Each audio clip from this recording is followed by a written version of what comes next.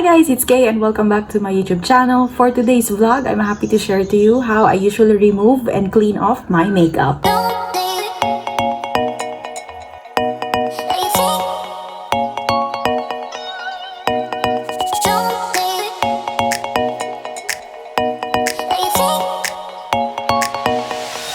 So for today's vlog, I'm going to share to you two products na ginagamit ko for all this time ngayon since the pandemic started. How I remove my makeup and ano nga ba yung pang-cleanse ko. So I only have two products to show to you guys and here we go. For the first one, I usually use this one, the LUXE ORGANIX Lemon Melt Away Cleansing Balm. So it's a cleansing balm. If I open it up, meron tayo yan. And you can see, medyo gamit na talaga siya. Malulim na. So this is what I do.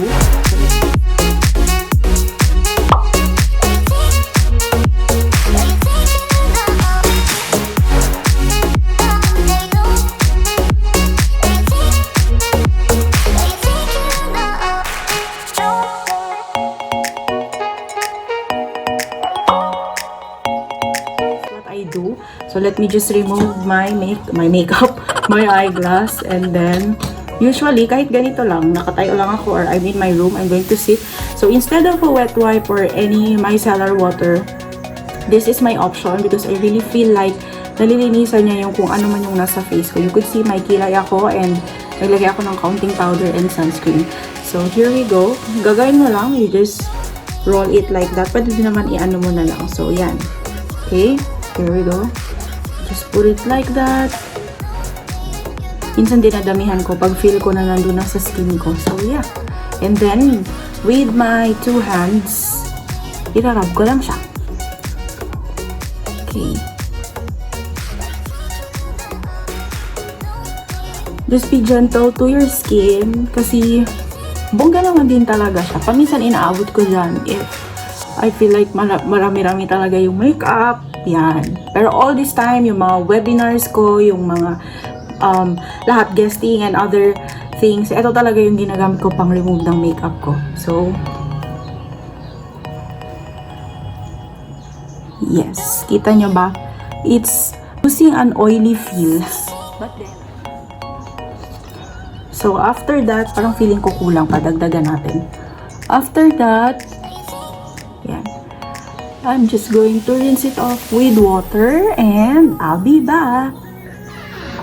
Okay, so guys, you can see this is my face now without the makeup and all the other things. And ngayon, the second product that I use is this one.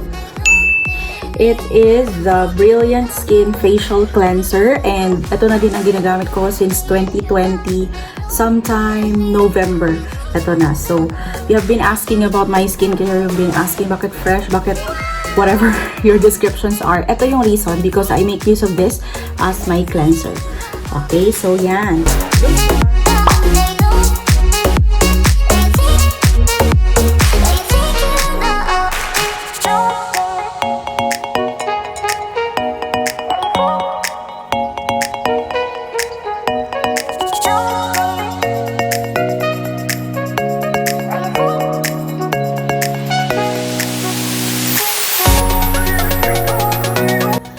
So for me to use it, usually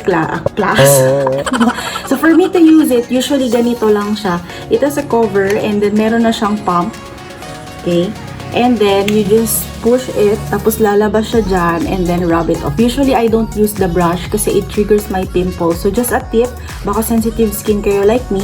Therefore, huwag niyong gamitin ito kasi I think it scratches off the skin which causes more pimples. So yeah, let's put it in our face, on our face. So, medyo bago to, kakabili ko lang nito today kasi ngayon lang sila nag-restock.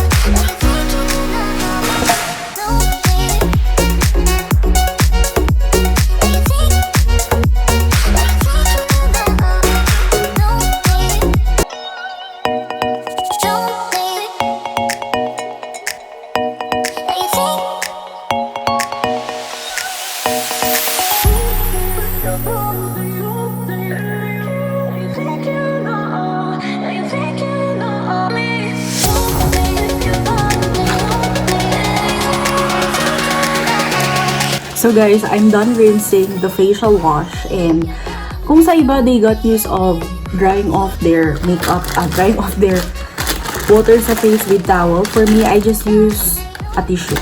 Kasi I am acne prone, so ever since ginawa ko tong method na to, nag-lessen ang mga pimples ko, and there's no possibility na parang it rises up because of the towel. Because I make use of paper towels ba?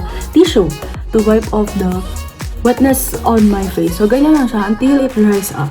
And then, if I don't do anything, I just usually apply this, the Brilliant Skin Brilliant Skin Sunscreen. Yan. Pero ngayon, since may gagawin pa ako, I need to pray, so I won't put anything yet. So guys, that's it for this vlog. I hope you have enjoyed this video and sana nakatulong sa inyo. And sa uulitin nga, I'll be sharing more of my skincare routines with you. But for this video, again, I have used this one, the LUXE ORGANIX Lemon Melt Away Cleansing Balm and the Brilliant Skin Facial Cleanser, Facial Foam Cleanser.